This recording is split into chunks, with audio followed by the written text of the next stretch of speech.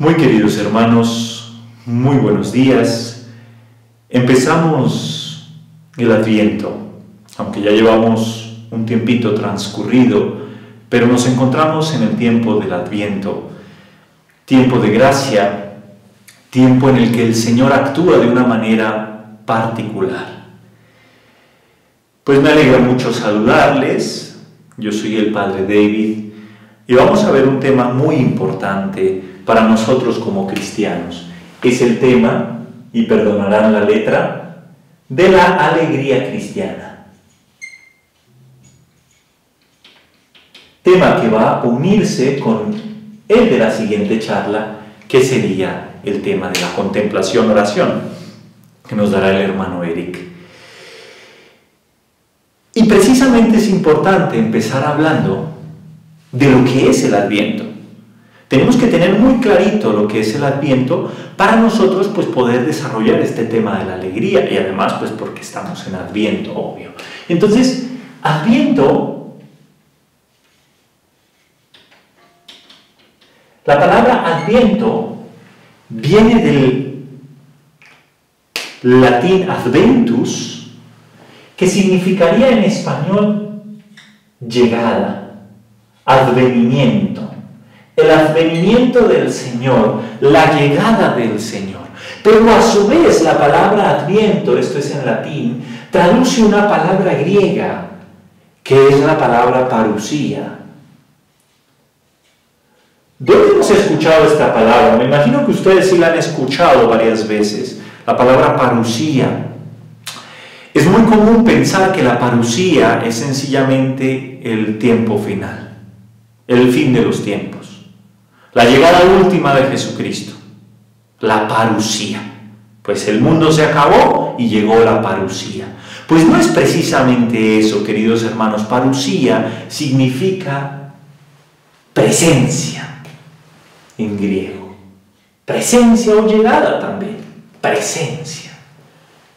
Esto es la parusía, la presencia.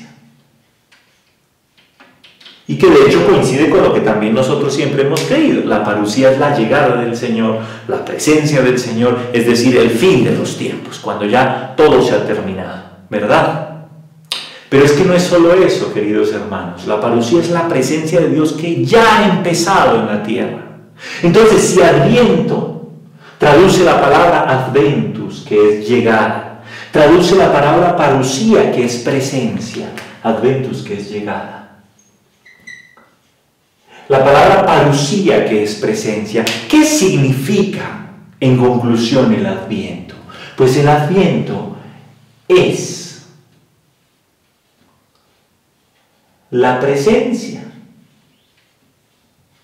Y aquí hay un matiz que Benedicto XVI le agrega, la presencia comenzada. Benedicto XVI comenta esto de una manera muy hermosa sobre el Adviento, es la presencia comenzada de Cristo. Entonces, que no tendremos que esperar solo a Cristo en el fin de los tiempos. Ya ha comenzado su presencia entre nosotros. Ya Cristo está viviendo en medio de nosotros. Ya Cristo está presente y actuando en nuestros corazones. Entonces, muy queridos hermanos, del Adviento debe brotar una gran alegría. De la conciencia de estar en Adviento debe brotar una gran alegría. Por eso el Adviento es un tiempo de manera especial, es un tiempo de alegría. Y que es precisamente del tema que vamos a hablar hoy. Pero era necesario encuadrar nuestro tema, era necesario colocarlo en su lugar correcto. Porque el lugar correcto de la alegría, precisamente, y para renovar nuestra alegría, es el Adviento. Estamos en el tiempo de gracia perfecto para renovar nuestra alegría con el Señor, para renovar esos corazones que a veces están tristes, afligidos, solos. ¿Cuántas veces nos podemos sentir solos? Solos. Pues el Adviento es tiempo de alegría, tiempo de buena noticia, tiempo de la alegría del Evangelio, que hablaremos más adelante. Entendiendo esto, queridos hermanos, también hay que agregar un matiz. El Adventus ya era pagano, digamos, ya era una palabra que se usaba en la antigua Roma y se usaba para la llegada precisamente del rey. Cuando venía el rey a visitar una provincia era el Adviento. O sea, sencillamente eso lo digo para recalcar que el Adviento es presencia comenzada, la llegada del rey, la presencia de Dios entre nosotros, la verdadera parusía. La verdadera parusía es la presencia de Dios en medio de nosotros y en nuestros corazones. Muchas veces, queridos hermanos, nosotros podemos pensar que esto se queda en ideas, en algo como fuera de nosotros, pero esto es real, queridos hermanos, esto es real, esto es real. Esto tiene que hacerse carne en nuestra vida. Realmente Cristo está presente en medio de nosotros. Y precisamente tenemos una cita bíblica que nos va a iluminar todo este tema. Romanos 8, del 35 al 39. ¿Y qué nos dice Romanos 8, del 35 al 39? Les voy a pedir que pausen un poco el video. Hay que tomar el tiempo para este retiro. No es sencillamente ver un video rápido y bueno, lo dejamos ahí. Nos olvidamos. Entre más rápido pase el video mejor. No, pausémoslo un momentito y busquemos de corazón esta cita en nuestra Sagrada Escritura. Si ya han vuelto, se darán cuenta que esta palabra del Señor se refería al ¿quién puede apartarnos del amor de Cristo? ¿Quién nos puede apartar del amor de Cristo?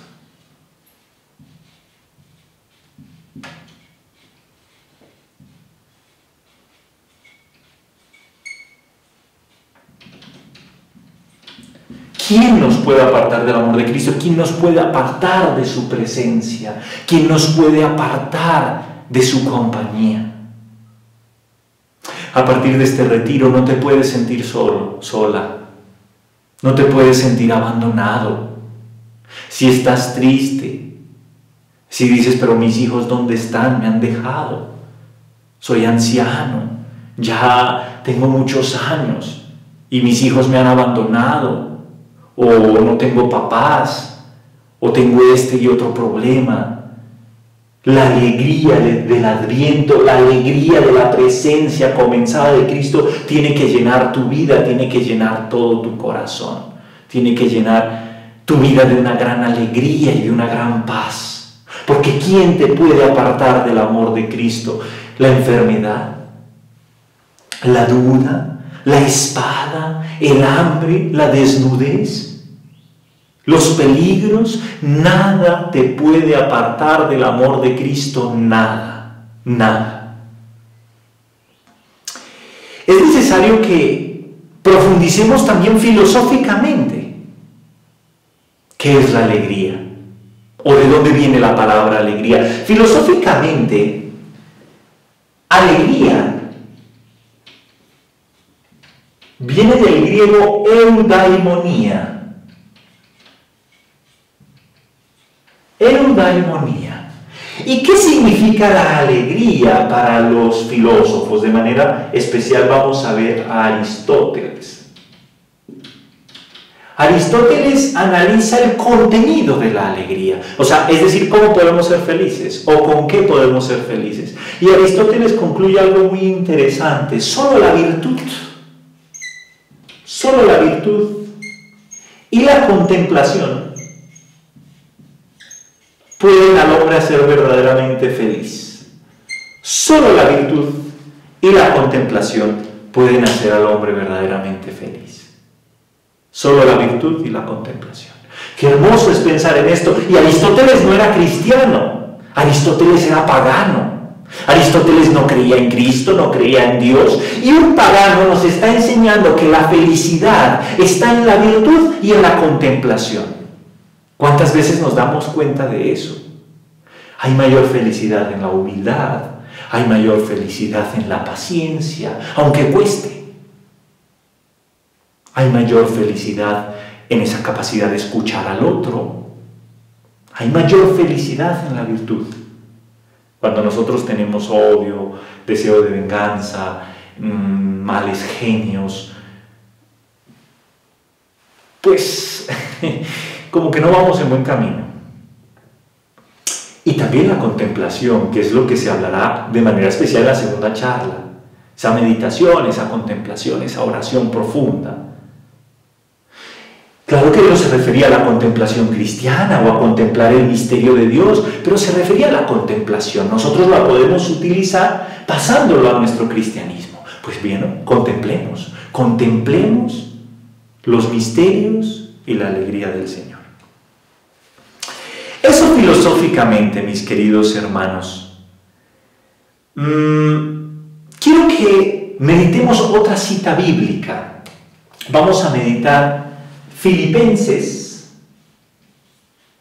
4 del 4 al 6. Entonces, como ya hemos aprendido en la primera cita, llevamos Romanos 8 del 35 al 39 y llevamos Filipenses 4 del 4 al 6. Como hemos aprendido en la cita anterior, pausa el video y léela primero. Léela en casa. Después de leerla, entonces, pues, ahora sí, vuelven a darle play al video y la meditamos juntos. Hay dos aspectos muy bonitos de esta cita, si ya has vuelto. El primer aspecto es: estad siempre alegres. Siempre. Estad siempre alegres. Siempre. Pero, ojo, queridos hermanos, en el Señor. Es verdad que nosotros nos podemos alegrar en muchas cosas. Ay, que vino un amigo a visitarme. Ay, que vino mi hermano de lejos, mi hermana. Y estoy muy contento, que he podido ver a mi mamá. Sí, todas esas son alegrías legítimas y muy buenas. O alegrías malas también, ¿no? Alegrías como me fui a emborrachar, fui a pecar y me generó una especie de satisfacción, pero no alegría. No alegría. Pues no nos referimos a esta alegría, nos referimos a la alegría que solo da el Señor. Una alegría que solo puede ser en el Señor. De hecho, la verdadera alegría solo es en Jesús, solo es en el Señor. No existe una alegría plena, perfecta, duradera, fuera de Cristo, fuera del Señor. La alegría perfecta está en el Señor. Entonces, tengan presente eso que dice: estad siempre alegres en el Señor. Os lo repito, estad alegres. Que nada os preocupe. Segundo elemento, que nada os preocupe. Y con esto no me refiero a que nos convirtamos, queridos hermanos, en indiferentes ante la situación. Bueno, mi hija le está yendo mal, no me voy a preocupar.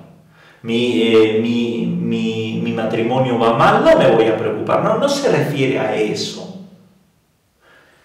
Se refiere a que no te dejes llevar por esa preocupación que no tiene fe, esa preocupación que destroza tu paz, destroza tu tranquilidad, te hace inquieto, te vuelve nervioso, hasta te hace desconfiar de Dios. Esa preocupación malsana no la podemos tener, queridos hermanos. Que nada os preocupe, que nada os inquiete. Más bien, dice la palabra de Dios, orad, orad. Esa es la respuesta que nosotros podemos dar, mis queridos hermanos. Que nada os preocupe, más bien orad, orad. Qué bonita síntesis. En esta pequeña frase se encuentra mucha alegría, mis queridos hermanos. Estad siempre alegres en el Señor. Si en tu matrimonio pones en primer lugar al Señor, en primer lugar a Cristo, siempre estarás alegre. A pesar de las dificultades, bueno, me peleé con mi mujer, tuvimos este problema, tuvimos este otro problema, pues bueno, pero en el fondo estoy contento con ella, estoy contento con él. Qué bonita síntesis, mis queridos hermanos. Estad siempre alegres en el Señor. Miren, yo les quiero contar algo. Muchas veces en el matrimonio ¿Por qué no persevera un matrimonio? ¿Por qué no persevera una familia? Por esta sencilla razón, queridos hermanos, porque nos queremos alegrar en nuestro esposo o en nuestra esposa. Y eso lo ponemos como el top, como lo máximo. Queremos alegrarnos en nuestro marido, queremos alegrarnos en nuestra mujer, pero no en el Señor. Entonces empezamos a pedirle a nuestra esposa, empezamos a pedirle a nuestro marido más de lo que pueden dar. Más de lo que pueden dar. Oye, pero ¿por qué tú no has sido detallista? ¿Por qué tú no me has mirado? ¿Por qué tú no me has hablado esta mañana? ¿Pero qué ha pasado aquí? ¿Qué ha pasado allá? Pero es que tú debes ser mejor, tú debes ser una persona más especial, tú debes tenerme más... ¡Wow! Y empezamos a pedirle a nuestro esposo, a nuestra esposa, un montón de cosas que ellos no pueden dar porque ellos no son Dios. Y nosotros, como tenemos un corazón sediento, queridos hermanos, tenemos un corazón sediento que necesitamos llenar. Lo empezamos a llenar con requerimientos a nuestro esposo y esposa cuando solo el Señor puede darnos esa verdadera alegría. Entonces, cuando en un matrimonio está el Señor en el primer lugar, está el Señor en el primer puesto, es un matrimonio que va adelante. Es un matrimonio que definitivamente va adelante, va adelante. Es un matrimonio que persevera. Es un matrimonio que no tiene, digamos, punto de inflexión. Porque está cimentado sobre roca. Se ha puesto en primer lugar al Señor. De ahí que sea muy importante, mis queridos hermanos, recuperar la oración en familia. La oración en familia. Mi familia, mis padres se han separado porque no había oración en familia. ¿Que son dos ancianos? Pues qué bonito que se reúnan los dos a rezar. Rezan el rosario, rezan a Jesús, van a la misa, se confiesan. Qué hermoso llevar esa vida. Que todavía tienes hijos, pues reza con tus hijos. Padre, pero es que el rosario es muy largo, pues empieza con un misterio, pero empieza con algo. Lo normal cuando subes unas escaleras es subirlas gradualmente, paso a paso, escalón por escalón. No vas a saltar de 5 a 5 escalones. Si te da mucha pereza la oración, empieza con poco. Pues bueno, vamos a ofrecer con amor, querida familia, un misterio del rosario al Señor. Que nada os preocupe, orad, orad, orad. Hermosa síntesis de felicidad que supera toda filosofía, que supera toda inteligencia humana. Esto nos lo dice el Espíritu Santo. No es un consejo mío, no es un consejo de un humano, es el consejo del mismo Espíritu Santo que nos dice, estad siempre alegres. Pero es posible, Padre. Eso es imposible. ¿Cómo podemos estar siempre alegres si yo tengo muchos problemas, tengo muchas dificultades? ¿Cómo es posible que estemos siempre alegres? Con la oración, colocando nuestra vida en manos de Dios. Y si no me creen que se puede estar siempre alegres, vamos a consultar otra cita bíblica que quiero que tengan muy presente. Después de anotarla van a pausar el video y van a buscarla. 2 Corintios 12:10, perdón. Entonces, a pausar el video ya nos vemos. Si ya lo han leído, 2 Corintios 12:10 nos dice lo siguiente, queridos hermanos. Me alegro en mis flaquezas. Me complazco en mis dificultades, en las injurias, en las necesidades, en las persecuciones, en las angustias. ¿Cuántos de nosotros podemos estar bien angustiados? Bien angustiados, bien tristones, bien angustiaditos. Entonces, queridos hermanos, si estamos así, angustiados, tristones, debemos alegrarnos. Debemos alegrarnos, y nos lo dice la palabra de Dios. Me alegro en mis flaquezas. Me alegro en mis dificultades. Pero no para ahí. Lo maravilloso va a venir ahora.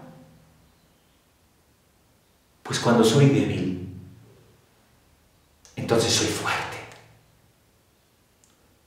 Porque cuando soy débil, entonces soy fuerte.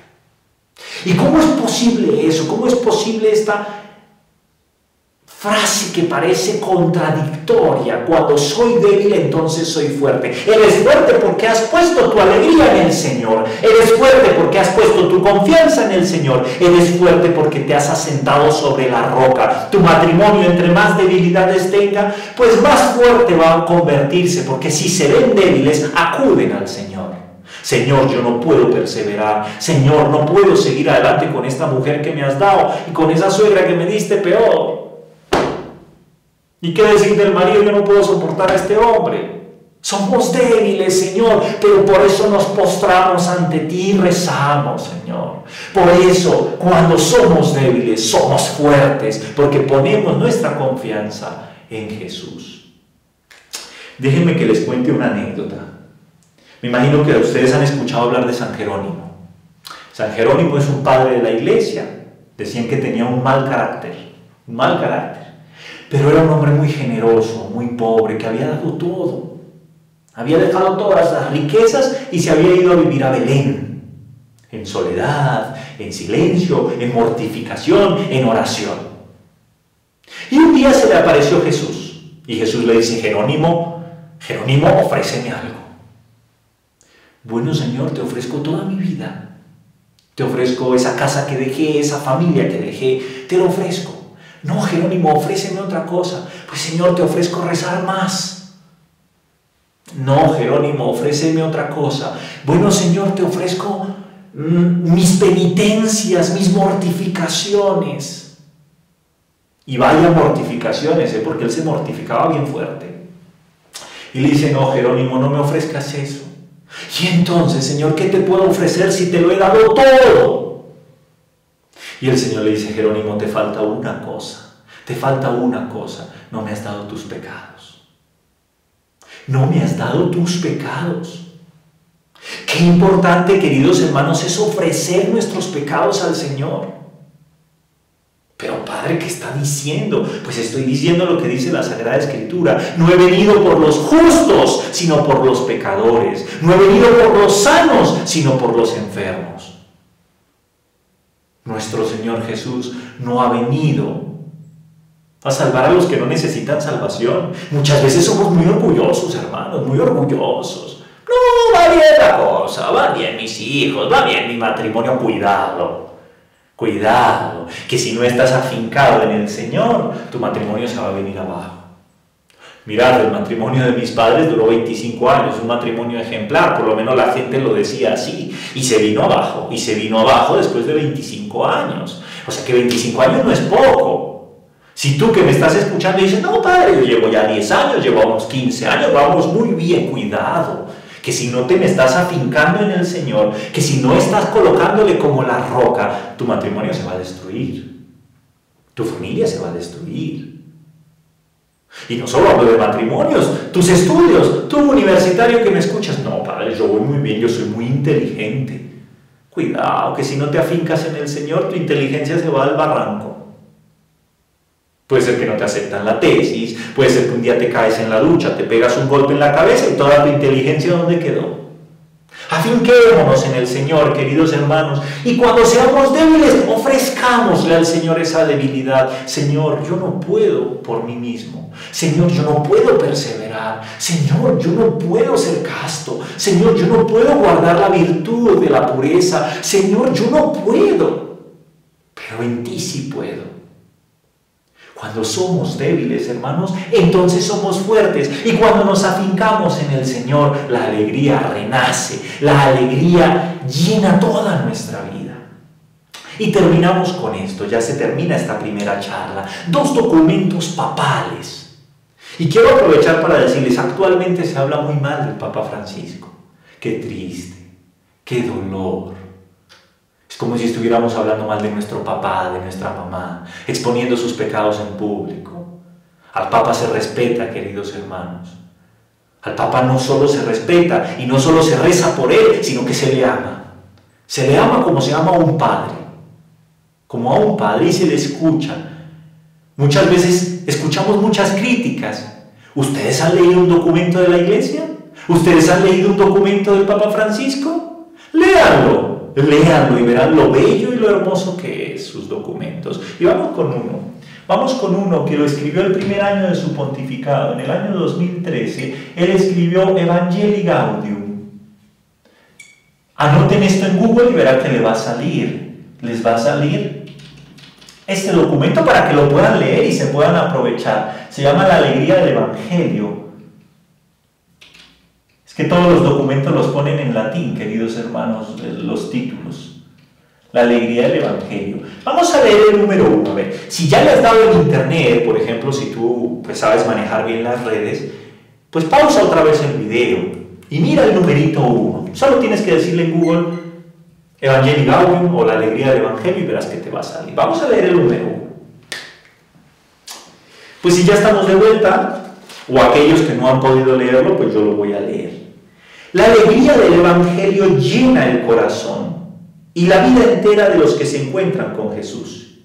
Quienes se dejan salvar por Él son liberados del pecado, de la tristeza, del vacío interior, del aislamiento. Con Jesucristo siempre nace y renace la alegría. Qué bonito lo que nos dice el Papa. Quienes se dejan salvar por Él, quienes entregan sus pecados al Señor, son liberados del pecado, de la tristeza, del aislamiento. Del aislamiento, si tú que estás en casa te encuentras sola o solo, no tienes que sentir soledad. Una cosa es estar solo, otra cosa es vivir en soledad. No estamos solos, queridos hermanos. La Trinidad Santísima habita dentro de nuestro corazón. Entonces, si nosotros nos dejamos salvar por Él, si nosotros le ofrecemos nuestros pecados, nuestras debilidades, nuestra nada, Jesucristo hará maravillas en nuestra vida, ¿no? Queridos hermanos, Jesucristo hará maravillas en nuestra vida. Punto número 3, queridos hermanos, de la Evangelii Gaudium. Invito a cada cristiano a que renueve su encuentro personal con Cristo. Qué importante es, hermanos, ese encuentro persona a persona. Cristo está vivo, Cristo ha resucitado, Cristo es una persona, no es una idea. Invito a todos los cristianos a encontrarse personalmente con Jesús, personalmente con Él, y atentos, o al menos a tomar la decisión de dejarse encontrar por Él. O al menos a tomar la decisión de dejarse encontrar por Él. Qué hermoso es esto, hermanos. El cristianismo no es solo amar. El cristianismo no es solo yo amo al Señor, yo amo esto, yo amo lo otro. No, el cristianismo es dejarme amar, dejarme encontrar por el Señor, dejarme transformar por Jesús. ¿Y cómo es posible ese encuentro personal? Ve a la capilla, ve a la iglesia. Tómate un café con el Señor. Pasa tiempo con Jesús. Arrodíllate, siéntate, hasta duérmete. Y lo dice el Papa también. Qué bonito es dormir frente al Santísimo, dice el Papa Francisco, ¿no? Pero pasar tiempo con Jesús, pasar tiempo con el Señor y dejarnos amar. A veces no tenemos palabras, hermanos, vamos con nuestros corazones destrozados, con nuestros corazones tristes, con nuestros corazones apabullados, y basta que nos sentemos un ratito frente a Jesús. Nos sentamos y nos dejamos amar.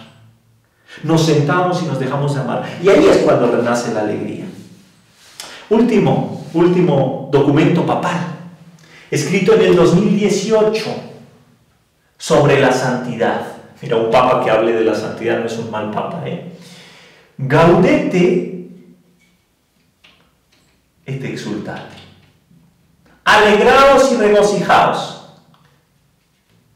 Gaudete et exultate. ¿Por qué le puso así? Venga, alegraos, pequemos. No, no significa eso. A veces se interpreta mal al Papa. Está citando la frase de Mateo 5, que dice: alegraos y regocijaos cuando seáis perseguidos, cuando se diga toda clase de infamia contra ustedes, etc. Gaudete et exultate. ¿Y qué numerito vamos a leer? Vamos a leer el numerito 125. Esto solo es como un abrebocas del magisterio de la Iglesia. Esto solo es un abrebocas de los documentos papales para que nos empapemos un poquito del documento papal. Pero hazte el propósito para este Adviento. Hazte el propósito para este Adviento. Oiga, voy a leer este documento que el Padre nos recomendó. Voy a leer Gaudete et Exultate. Voy a leer un poquito el Evangelii Gaudium. O voy a meditar más la palabra de Dios. Pero hazte ese propósito.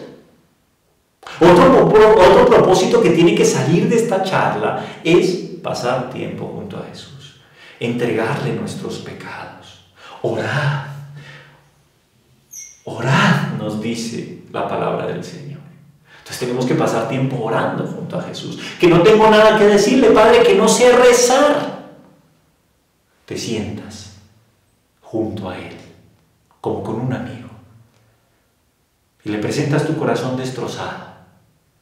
Le presentas tus miedos, tus angustias, tus ansiedades. Y Él va a trabajar. Él va a hacer maravillas. 125. ¿Qué nos dice ese numerito?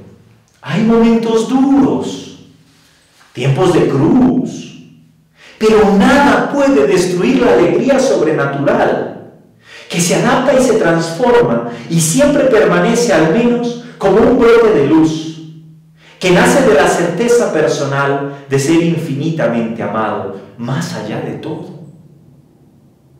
Es una seguridad interior, una serenidad esperanzada, que brinda una satisfacción espiritual incomprensible para los parámetros mundanos. Entonces hay momentos duros, hay momentos de cruz, hay momentos de soledad, hay momentos difíciles, hay momentos de sequedad. Las cosas no van bien en casa, por ejemplo, pero la alegría siempre está. Hermanos, yo los comparo como al mar. Ustedes han visto el mar, ¿no? El mar tiene unas olas bien encrespadas muchas veces, unas olas bien tormentosas, pero en el fondo siempre está tranquilo, a pesar de esas olas de tormento que están ahí en la superficie. En el fondo siempre hay paz, siempre hay tranquilidad. Y así debe ser nuestra vida. A pesar de que hayan tormentas, a pesar de que hayan dificultades, en el fondo debe haber paz. Debe haber tranquilidad. La tranquilidad que solo la da alegrarnos en el Señor. En el nombre del Padre, del Hijo y del Espíritu Santo. Amén. Te pedimos, Señor, que tu gracia inspire, sostenga y acompañe nuestra vida, para que esta charla que hemos escuchado en el día de hoy fructifique en nuestras vidas y nos lleve siempre a la vida eterna. Por Cristo nuestro Señor. Amén. En el nombre del Padre, del Hijo y del Espíritu Santo.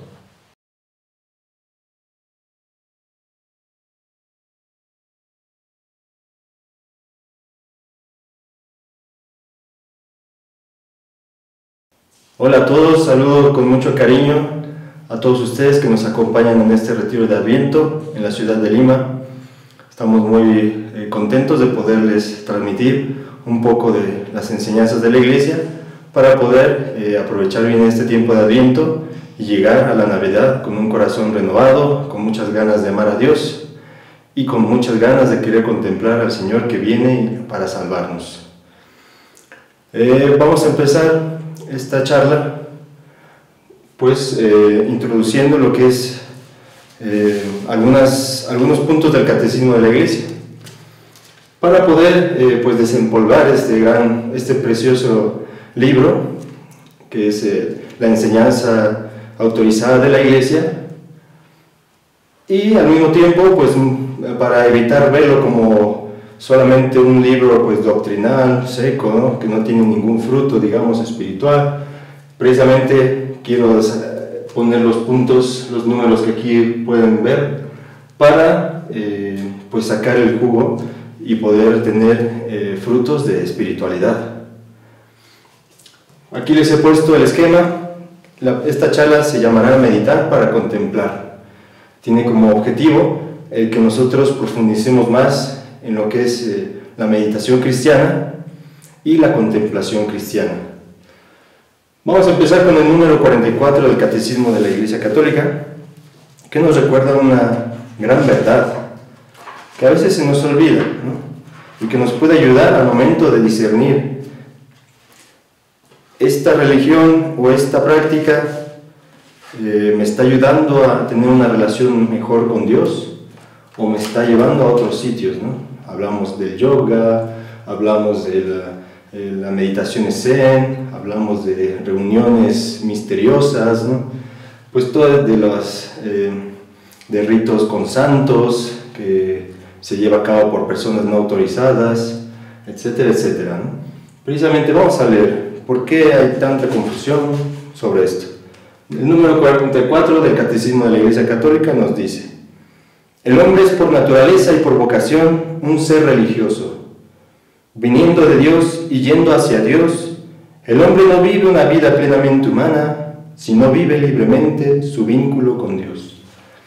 Aquí encontramos, primero que nada, pues la razón de por qué hay tanta búsqueda, ¿no? Tanto deseo de encontrar una espiritualidad que nos ayude a vivir. Pues porque somos esencialmente seres religiosos, es decir, que quieren ese encuentro con Dios, esa unidad con Dios, quieren participar de la felicidad de Dios, porque nos reconocemos miserables, pequeños, pobres, débiles. Esa es la razón, hermanos, de que haya tanto deseo de querer tener una espiritualidad. No ahora, desde que el hombre es hombre y ha caído por el pecado original. En la historia podemos ver, en otros países, pues toda esta búsqueda de Dios, que es realmente grande, ¿no? El hinduismo, el budismo, el zoroastroísmo, tantas religiones que demuestran esta gran verdad, ¿no? Los romanos, los griegos, cómo es esa necesidad del hombre de quererse volver a unir con Dios, porque experimenta ese gran vacío. Pues la Iglesia Católica ha dado la respuesta que ya viene desde el judaísmo, de que el hombre ha sido creado por Dios. Decía San Agustín, ¿no? Nuestro corazón anda inquieto hasta que no descansa en ti. Pues es eso, hermanos. Por eso es importante meditar sobre este tema de la contemplación. Por eso vamos de una vez a definir qué significa meditar y contemplar según la visión cristiana. Vamos al número 2705 de esta versión, claro, del Catecismo. Tal vez hay otras más antiguas que pueden variar, pero bien, así ya saben cuál es. Viéndolo no habrá confusión. Se darán cuenta que esa es la parte del Catecismo que se dedica a la oración cristiana, precisamente. Por eso vamos a sacarle jugo a este gran apartado. A veces para la catequesis o para investigar solemos mucho quedarnos en los apartados de la fe, apartados de la moral, pero de vez en cuando viene bien abrir un poco lo que es el apartado de la oración. Pues bien, vamos a leer lo que dice 2705, aquí lo pueden ver, y dice a continuación: la meditación es sobre todo una búsqueda. El espíritu trata de comprender el porqué y el cómo de la vida cristiana para adherirse y responder a lo que el Señor pide. Aquí tenemos ya una gran razón para poder entender toda esa religiosidad, toda esa experiencia religiosa, ¿no?, que la gente intenta tener. Se puede decir que no es muy diferente esta definición de meditar, porque también en otras religiones, ¿qué hacen? Pues quieren saber el porqué de sus vidas, quieren saber el porqué del dolor, quieren experimentar ese encuentro con Dios, quieren experimentar un éxtasis y tantas cosas, ¿no? Quieren incluso saber lo que el Señor pide. ¿Cuál es la diferencia, hermanos, entre la religión cristiana, que viene pues también de tradición de la religión judía, y las otras religiones? Pues precisamente es esto: los cristianos podemos conocer lo que el Señor pide, porque hemos bebido de la tradición, la cual nos comunica la revelación de Dios. He aquí la importancia, ¿no?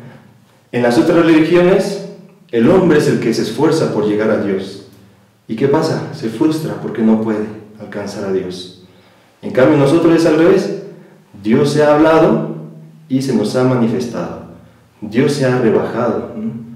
Incluso se ha rebajado hasta tal punto de hablar con palabras humanas, hasta tal punto de hacerse carne como la nuestra, experimentar la debilidad menos en el pecado. Pasamos entonces al 2708 para ver qué más nos dice el Catecismo de la Iglesia Católica. Si pueden observar, lo que yo les voy a dar, lo pueden ustedes fácilmente encontrar en estos apartados del Catecismo de la Iglesia Católica.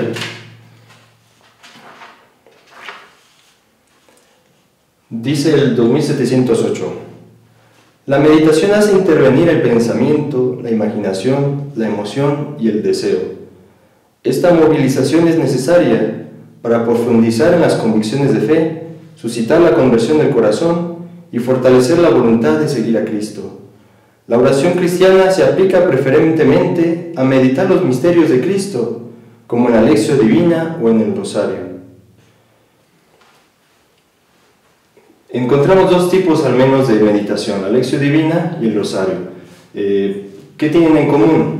Que se aplica preferentemente a meditar los misterios de la vida de Cristo, el que vamos a celebrar ahora, especialmente la Encarnación, pero también la pasión, muerte y resurrección, que es el punto central de la vida de Cristo. Fíjense que el Rosario se divide en los misterios gozosos, dolorosos, luminosos. Son como el resumen casi perfecto, ¿no?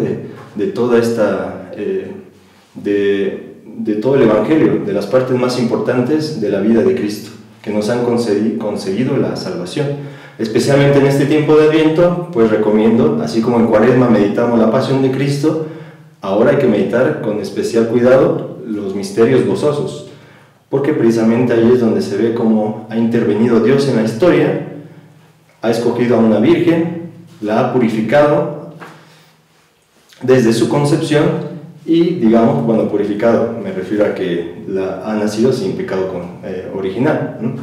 Es una manera de hablar. Pero vean que todo lo que ha hecho Dios para poder venir a nuestro mundo, para poder hablarnos con palabras humanas, para poder experimentar nuestra debilidad. Eso es lo que recomiendo especialmente en este momento de Adviento, para poder llegar a la Navidad con un corazón pues lleno de esa contemplación. Aprovecho también para explicar un poquito sobre el Rosario. El Rosario es, según lo que hemos escuchado, más una meditación que una oración, pero las dos. Simplemente que hay que aplicarse preferentemente a meditar, esto es, a tener en nuestra imaginación pues el misterio que estamos contemplando. El primer misterio gozoso, por ejemplo, la Anunciación. A mí me ayuda mucho recordar siempre una imagen muy famosa. Hay muchas, ¿no? Muchas obras de arte. Y entonces viene a mi cabeza esa imagen y la medito mientras voy rezando: Dios te salve María, llena eres de gracia, el Señor es contigo. Y la voy teniendo en mi cabeza. Obviamente vienen las distracciones, ¿no? Viene cualquier evento que disipa esa imaginación, ese recuerdo, pero yo hago un trabajo, ¿no? De repente digo, uy, ya voy en quinta Ave María y me he distraído. Entonces regreso, ¿no? Y vuelvo a formular mi imaginación en ese evento de la Anunciación. Ese es el trabajo, ¿no? Que hay que hacer en el Rosario para poder sacar más provecho de él. Sin temor a equivocarme, puedo decir que cada vez que se reza el Rosario debemos de tener cierta experiencia gozosa en nuestro corazón. Si no aparece, pues es casi seguramente que no lo hemos rezado con atención. Pero si lo hacen así como yo les recomiendo, les aseguro que podrán sacar mucho provecho de esta oración.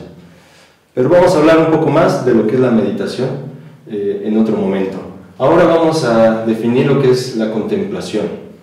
Vamos al 2709. ¿Qué es esta oración? Santa Teresa responde: no es otra cosa oración mental, a mi parecer, sino tratar de amistad, estando muchas veces tratando a solas con quien sabemos nos ama. Antes de explicar un poco más, desarrollar esta definición, quisiera precisar que ese concepto de contemplar a veces se entiende de muchas maneras, ¿no? Incluso llega a veces a entenderse como sinónimo de meditación. Así San Juan Pablo II, por ejemplo, pues lo proponía, ¿no? En vez de hablar de meditar, hablaba de contemplar. Pero en ese caso eran sinónimos. ¿Qué quiero decir aquí con contemplar?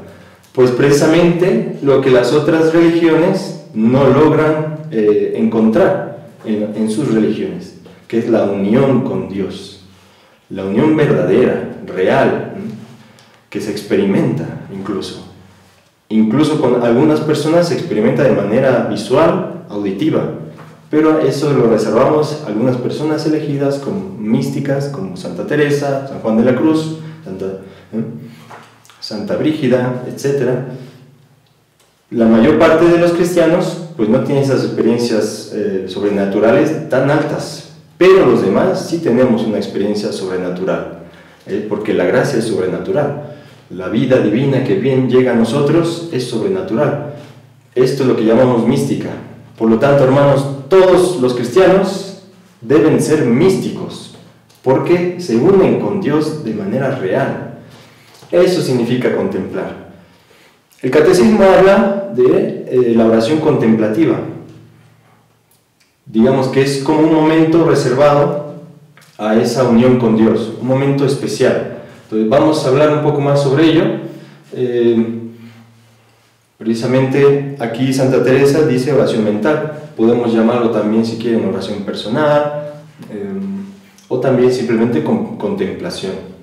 Vamos al 2717, donde podemos encontrar un poco más acerca de esta oración contemplativa. Escuchen bien, las palabras en la oración contemplativa no son discursos, sino ramillas que alimentan el fuego del amor. A diferencia de la oración vocal, la oración contemplativa no se dedica a hablar mucho. Si ustedes se acuerdan, el típico ejemplo del cura de Ars, que llega a la iglesia y encuentra a uno de sus feligreses rezando de rodillas, pues recogido, ¿no? Con una posición serena, tranquila, y al final de su oración, cuando se retira, el cura de Ars le pregunta, ¿no? ¿Cómo haces oración? Y el feligrés responde: pues simplemente estoy ahí, enfrente del sagrario, le miro a Jesús y Él me mira. Es, digamos, una manera de expresar esta gran realidad de la oración contemplativa. Por otro lado, es muy importante en toda la vida cristiana. De hecho, el catecismo llega a decir que ni siquiera podemos hablar de voy a reservar para la oración contemplativa un tiempo, unos minutos, esa parte de tiempo que me sobra, dice el catecismo. No. La oración contemplativa es tan importante que no se tiene como reservar un tiempo que te sobre, sino reservar con determinación un tiempo fijo en el cual hay que invertir pues constancia, trabajo, esfuerzo para poder mantenerlo. Es, digamos, esencial en la vida del cristiano. Yo les puedo como transmitir mi experiencia como hermano religioso. Ha sido para mí una de las fuentes de alegría, de perseverancia, el haber podido reservar media hora antes de todos los rezos que como religioso me corresponden, reservar esa media hora para tener esa oración contemplativa, que no es la meditación, por eso nos separamos. En la contemplación, digamos, estamos de corazón a corazón con el Señor, especialmente en el sagrario, pero no solamente, hablaremos de ello después. Estamos de corazón a corazón con el Señor, simplemente dejándonos amar. Yo recomiendo al principio, cuando alguien no está acostumbrado a esta oración, reservar unos 15 minutos, pero fijos, ¿no? Hay que seguir el ejemplo del maestro. que se levantaba en la madrugada, dice los evangelios, para rezar a su Padre.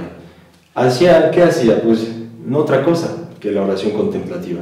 Porque en su humanidad Cristo necesitaba encender ese corazón humano que tanto amó al Padre hasta el extremo. Si queremos, hermanos, entonces afrontar las dificultades de cada día, pues como buenos cristianos que somos, tenemos que empeñarnos en esta oración contemplativa. Vamos ahora a explicar un poco sobre los frutos, ¿no?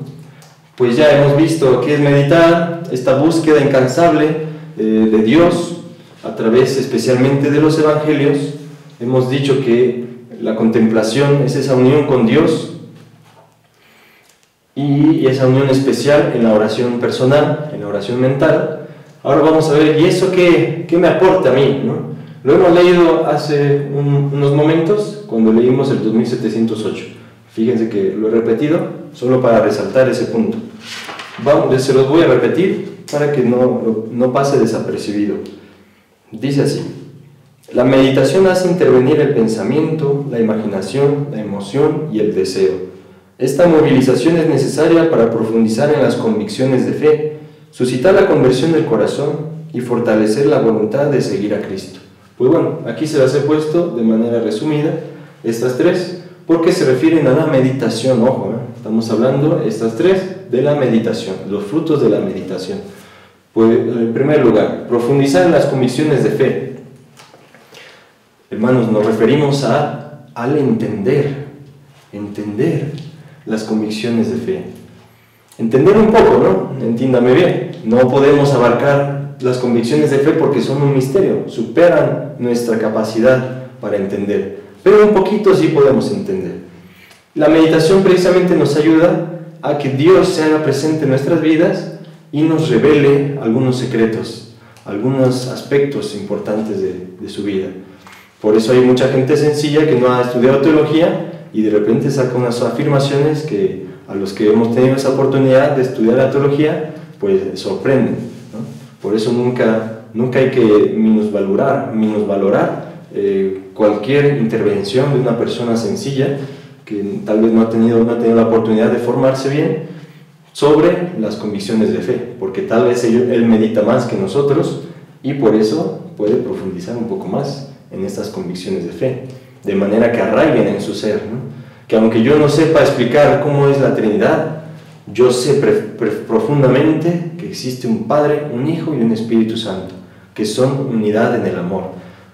A mí realmente antes de las clases de teología de Trinidad, a mí me había quedado muy claro con la explicación de mi padre que el Padre, el Hijo y el Espíritu Santo no son la misma persona y que el Padre ama al Hijo y el Hijo ama al Padre y que ese amor es el Espíritu Santo. Y mi papá pues no había tenido así una formación impresionante de cursos de años, ¿no?, en teología. Y a mí la verdad es que esa explicación siempre se me quedó grabada en mi cabeza y me ayuda mucho en toda mi espiritualidad, en todos mis estudios, para poder como resumir de una manera clara lo que es la Trinidad. Ese es un ejemplo, ¿no? Vamos a suscitar la conversión del corazón. Vamos a ayudarnos del número 2706 para entender un poco más a qué se refiere. Bueno, dice 2706: meditar lo que se lee conduce a apropiárselo, confrontándolo consigo mismo. Aquí se abre otro libro, el de la vida. Se pasa de los pensamientos a la realidad. Según sean la humildad y la fe, se descubren los movimientos que agitan el corazón y se les puede discernir. Se trata de hacer la verdad para llegar a la luz. Señor, ¿qué quieres que haga? Cuando definí lo que es la meditación, al final hemos dicho que esa búsqueda de Dios tiene como objetivo el saber qué vamos a hacer. ¿Qué quiere, Señor, de mí? Podemos tomar el ejemplo de Samuel, ese pasaje famosísimo en el cual está en el templo, en la casa del sacerdote Elí, y Dios le llama Samuel. Y entonces Samuel confunde la voz de Dios con la voz de Elí. Cuando Elí se da cuenta que Dios ha hablado al chico, entonces Elí, el sacerdote Elí, le dice: cuando vuelvas a escuchar una voz, dile. aquí estoy, Señor, habla que tu siervo escucha. Esa oración podemos repetirla muchas veces, precisamente, ¿no? ¿Qué quieres que haga, Señor? Esa es la apertura, por eso dice suscitar, o sea, empezar, abrirse a la conversión. Hagan esa prueba, hermanos, hagan esa prueba de decir, ¿qué quieres, Señor, que haga? Tengo 5 años, tengo 10 años, tengo 20, tengo 30, 40, 80, 100. Siempre mientras estemos en esta vida, tendremos la necesidad de escuchar la voz de Dios para convertirnos, porque si Dios nos permite estar aquí en este mundo, es para tener la oportunidad de convertirnos cada vez más a Dios. Y eso se consigue escuchando la voz de Dios que contesta a esta respuesta, a esta pregunta, perdón. ¿Qué quieres, Señor, que haga? Pasamos a fortalecer la voluntad de seguir a Cristo. Pues hermanos, si no tenemos esa meditación, fácilmente vamos a languidecer, a debilitarnos. Va a aparecer la debilidad y se va a dejar arrastrar. La voluntad de seguir a Cristo, ¿no? ¿Cuántas veces nosotros hemos dicho a Cristo, te voy a seguir, Señor, hazme santo, voy a perseverar? Pero nos hace falta fortalecer esa convicción, para que no sea solamente de un día o 2, sino que sea de manera permanente hasta que el Señor nos llame a su presencia. Eso es precisamente uno de los frutos de meditar, así como los otros 2 también. El meditar entonces me ayuda a entender mejor los misterios de la fe, arraigarlos en mi corazón. Me ayuda a empezar esa conversión que cada día necesito, cada minuto. Y me ayuda a fortalecer esa convicción de querer seguir a Cristo, pues hasta donde Él lo permita. Sobre todo, hermanos, en los tiempos difíciles, ¿no? Vamos ahora a la última parte que les pongo aquí, la cuarta, se refiere a los frutos de la contemplación. ¿Cuáles son entonces los frutos de la contemplación? Vemos aquí que les pongo una cita bíblica, Romanos 14, 17. ¿Qué nos dice esta cita bíblica, hermanos? Nos dice, el reino de Dios no es comida ni bebida, sino justicia, paz y gozo en el Espíritu Santo. Conviene que meditemos muy bien en estas palabras, porque a veces hablamos mucho del reino de Dios o escuchamos mucho los evangelios, pero realmente, ¿qué es el reino de Dios? Pues es la vida en el Espíritu Santo, y la vida en el Espíritu Santo tiene unos frutos que son, entre otros, pero digamos los más importantes, la justicia, la paz y el gozo. Por eso, contemplar nos lleva a tener paz y gozo, que no quiere decir tener bonitos sentimientos, tener una experiencia sensible que nos llena de buenos sentimientos, digamos, que nos llena de una alegría, ¿no? No, aquí se refiere a un estado, digamos, profundo y un poco permanente, que dura más si nosotros seguimos meditando y contemplando. La paz y el gozo, ¿no? La justicia. La justicia se refiere a ese estado de gracia que tenemos todos los bautizados, a perseverar en él. Bien, hermanos, ¿cómo entonces puedo llegar a disfrutar de estos frutos? ¿Cómo puedo entonces poner en mi vida estas enseñanzas? Pues por eso en el punto 4 les pongo disposiciones y obstáculos, ¿no? Porque pues cualquier disposición que yo tenga va a tener un obstáculo, que ese obstáculo lo tenemos todos. Por eso la necesidad de convertirnos, ¿no? La conversión precisamente es eso, ayudarnos de Dios para liberar obstáculos. Les voy a poner dos disposiciones y sus contrarios, 2 obstáculos. Aquí les pongo la humildad y aquí les pongo la fe como disposiciones necesarias. Y obstáculos, lo contrario, ¿no? Sería lo contrario de la humildad es la soberbia, y lo contrario de la fe pues es la incredulidad, el no dejarse llevar por Dios para aceptar la revelación. Dios que tiene tanta autoridad, porque Él no puede ni engañarnos ni engañarse, Él es la verdad. ¿Cómo podemos rechazar a la verdad que se revela? Pues esa es precisamente la incredulidad, ¿no? Y es sumamente culpable, así que Dios nos libre de ser incrédulos. Empezamos con la humildad. Tenemos aquí, les pongo estas dos citas bíblicas donde podemos encontrar pues un pequeño ejemplo de la humildad, porque la humildad es un concepto muy amplio, ¿no? Decía mi antiguo director espiritual, que en paz descanse, refiriéndose a su contrario, la soberbia, pero que se puede aplicar a la humildad, que era como un árbol con muchas ramas, ¿no? Tiene un tronco, pero después, en toda nuestra vida, se llena de pequeños detalles, infecta o enriquece, en el caso de la humildad, todas las partes de nuestra vida. La embellece con la humildad y la fea con la soberbia, pero está inmersa en toda nuestra vida. Por eso, hermanos, precisamente vamos a leer estas dos citas bíblicas para darnos como unas pautas generales para poder atacar este defecto tan grande de la soberbia, o lo contrario, para poder vivir la humildad y poder disfrutar de los frutos de la meditación y la contemplación. ¿Qué dice Marcos 10:15? Nos dice que el que no sea como un niño no podrá entrar en el reino de los cielos. Tenemos aquí, hermanos, un ejemplo clarísimo de lo que es la humildad. Un niño, hablamos un niño de 2, 4, 5 años, ¿no? Donde todavía no tiene esa capacidad para poder pecar, esa malicia.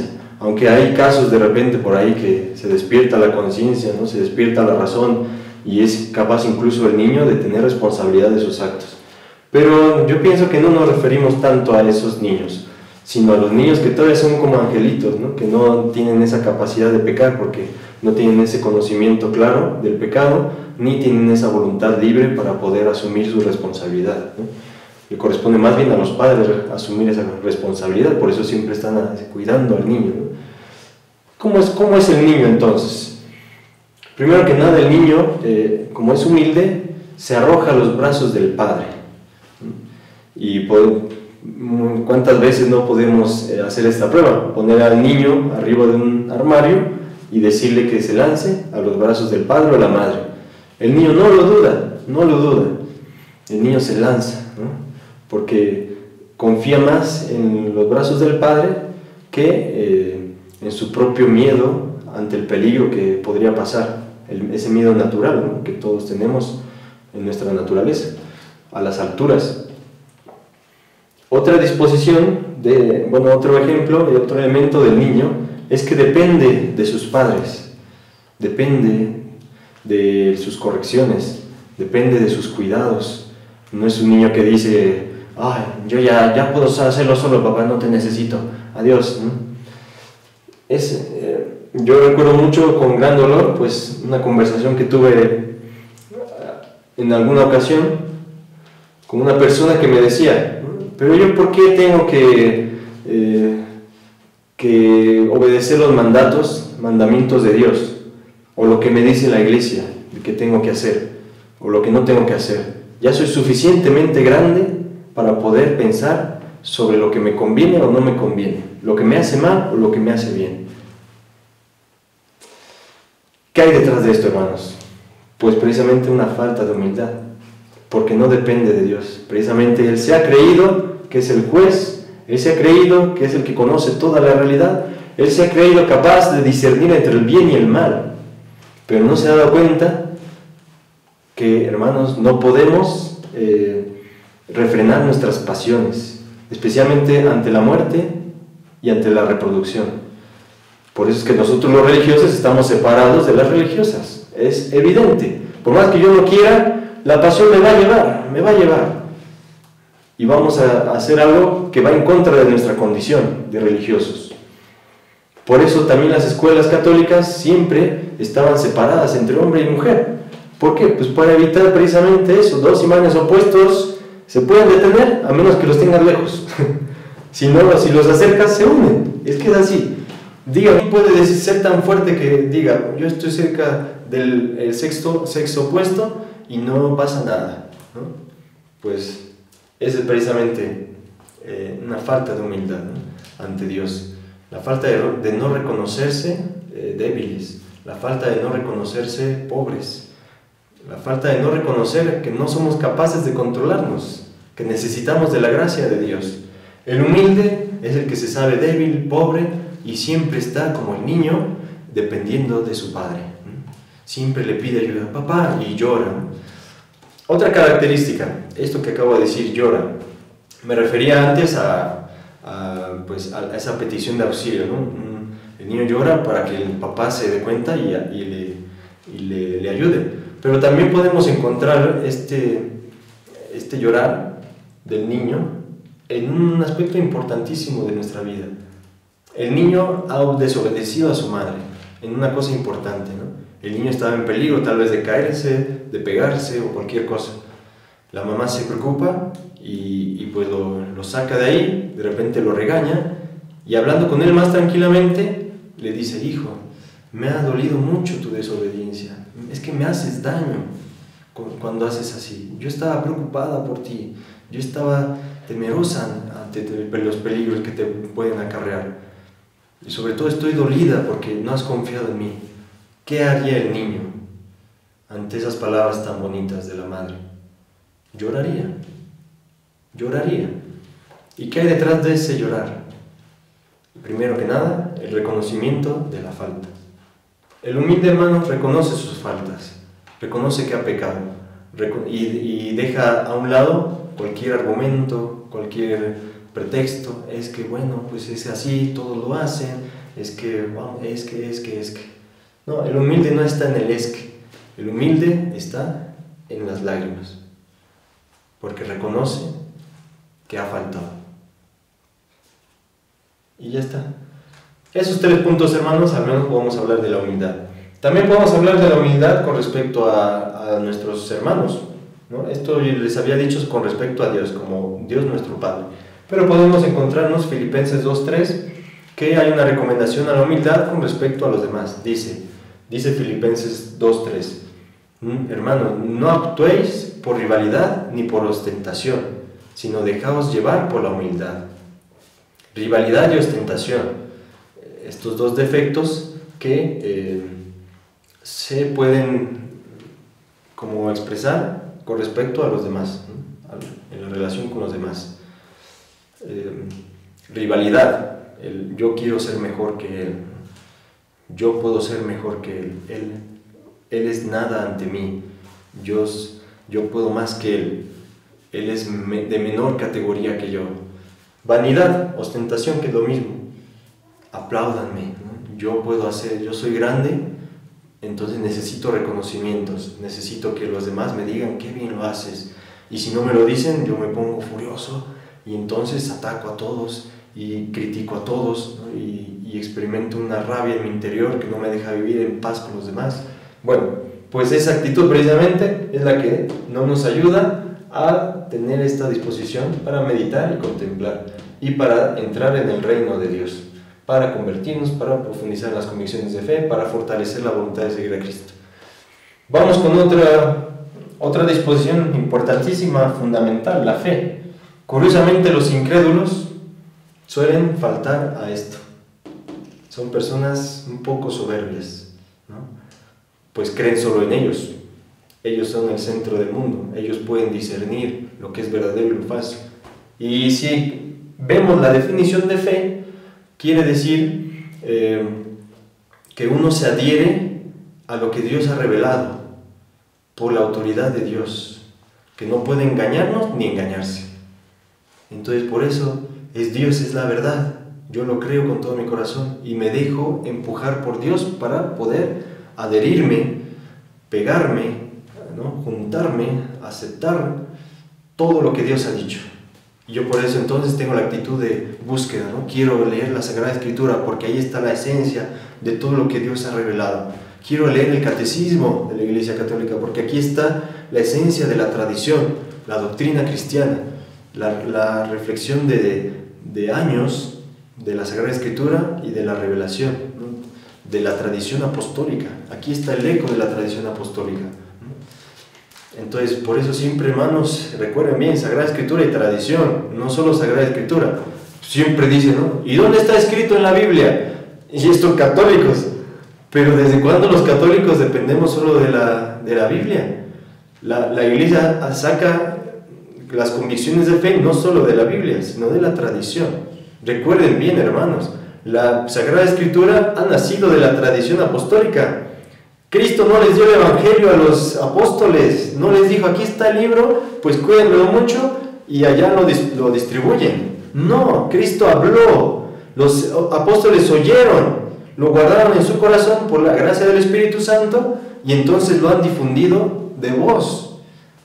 Ni siquiera han escrito ellos, digamos, de una manera tan específica, excepto San Juan. Entonces, por favor, no seamos como nuestros hermanos protestantes, no dependemos de la Sagrada Escritura para sacar todas las convicciones de fe. Dependemos de la Sagrada Escritura y de la tradición, porque aquí está todo lo que la Iglesia ha desarrollado, ha guardado, ha custodiado. Y pues sobre esto podemos decir muchas cosas, ¿no, hermanos? Pero vamos a quedarnos con ello para poder continuar con nuestra charla. La fe entonces es esa adhesión del corazón a lo que Dios ha revelado. Fíjense que si no tenemos eso, pues difícilmente vamos a meditar y difícilmente vamos a entrar en comunión con Dios, es decir, vamos a contemplar.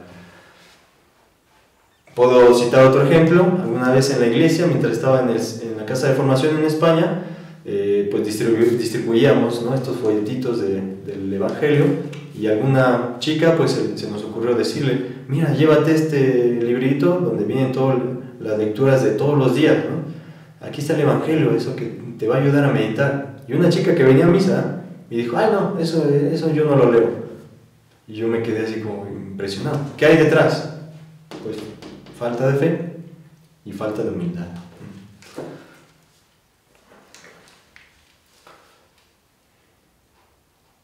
Podemos también hablar, antes de concluir, de una cuestión muy importante sobre la contemplación. Cuando nosotros meditamos la Sagrada Escritura, especialmente los Evangelios, recuerden bien, o meditamos el Catecismo de la Iglesia, o todo lo que la Iglesia pues, ha dicho en los diversos documentos del Magisterio, podemos tener dos actitudes, ¿no? La primera, sencillez, digamos, humildad, y la otra, pues, soberbia y ambición. El sencillo, ¿cómo es? Antes de querer entender, recuerda, memoriza pasajes, los rumea, los disfruta, aunque no lo entiende. Hermanos, ¿quién actuó así? ¿Quién ha realizado estas acciones? Pues en los Evangelios lo vemos claramente, la Virgen María. Decía el Evangelio, no ha comprendido lo que Jesús ha dicho, pero guardaba esas cosas en su corazón. El sencillo hermano no quiere entender a primera vista, ¿eh?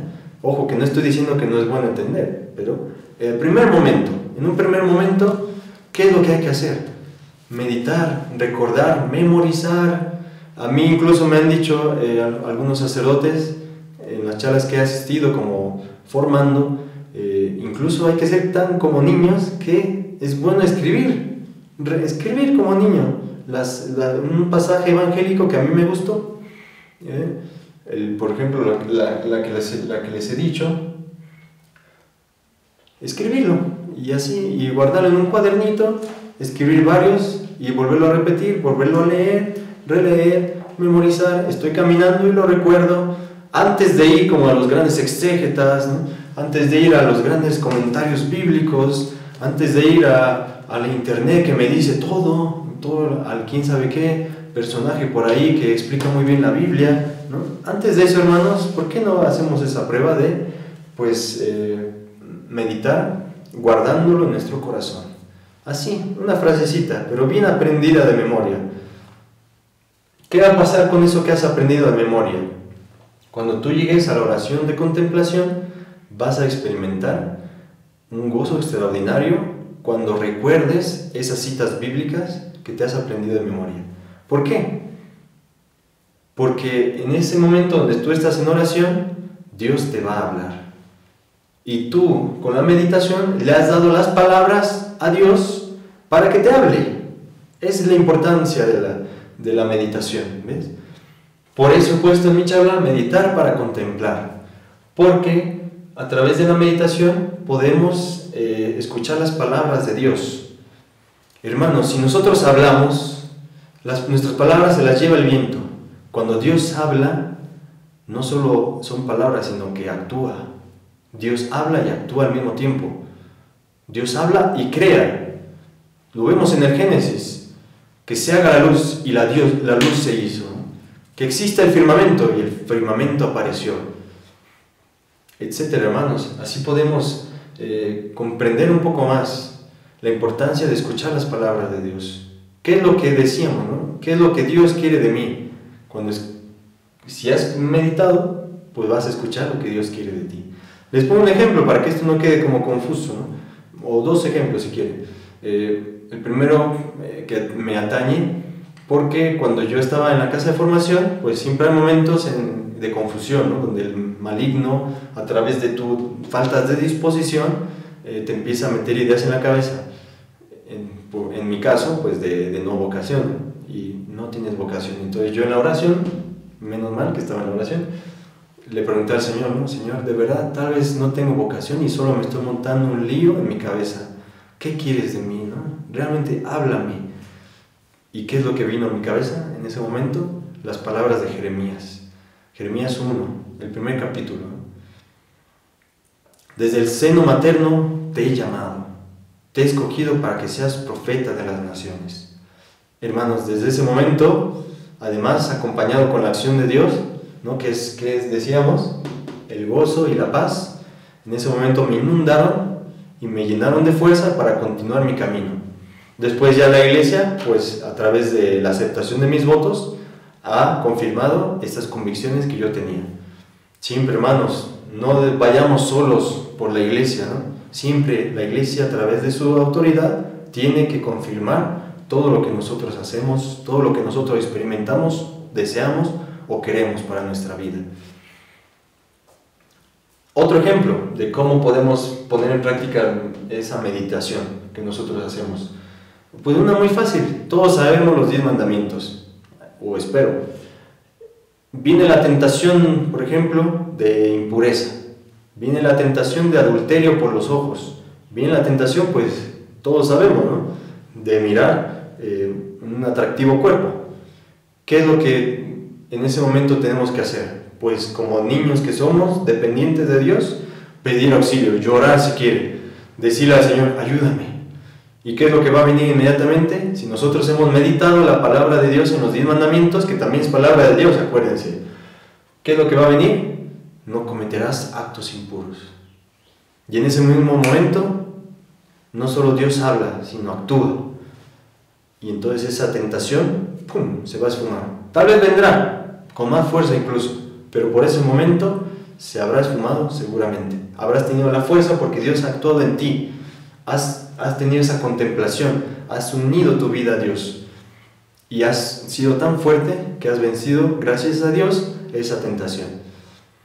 Hermano, que esto pues sea algo continuo en nuestra vida. Dice también el catecismo, no se puede meditar en todo momento porque no podemos tener el libro en todo momento, pero sí podemos contemplar en todo momento, porque en cada momento podemos recordar lo que hemos meditado, lo que hemos escuchado, y podemos vencer las tentaciones, podemos vencer nuestros problemas, podemos ayudarnos a convertirnos, podemos experimentar la acción de Dios, el gozo, la paz, sobre todo en momentos difíciles, ¿no? Esos momentos donde hay rabia, donde hay rencor, donde hay desesperación, donde hay angustia. Pues hermanos, escuchemos a Dios, escuchemos a Dios. ¿Quieres escuchar a Dios? Pues medita. Por eso concluyo, hermanos, con el 2707 del Catecismo de la Iglesia Católica, para que vean de manera concreta pues un pasaje del Evangelio que es muy importante y que a veces puede ser que no le tomamos la importancia que se merece. Ese pasaje es el del sembrador, que tiró sus semillitas, ¿no?, por diferentes campos. Dice que lo tiró en el camino y las aves llegaron y se lo comieron. Tiró en el terreno pedregoso y pues no pudo germinar. Cayó entre los arbustos, germinó, pero no echó raíz porque la ahogaron. Entonces vamos a escuchar lo que dice el Catecismo 2707.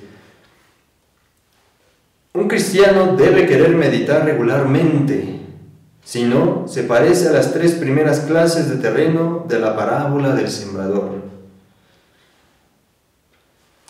Hermanos, pues con esto concluyo. Hemos escuchado claramente.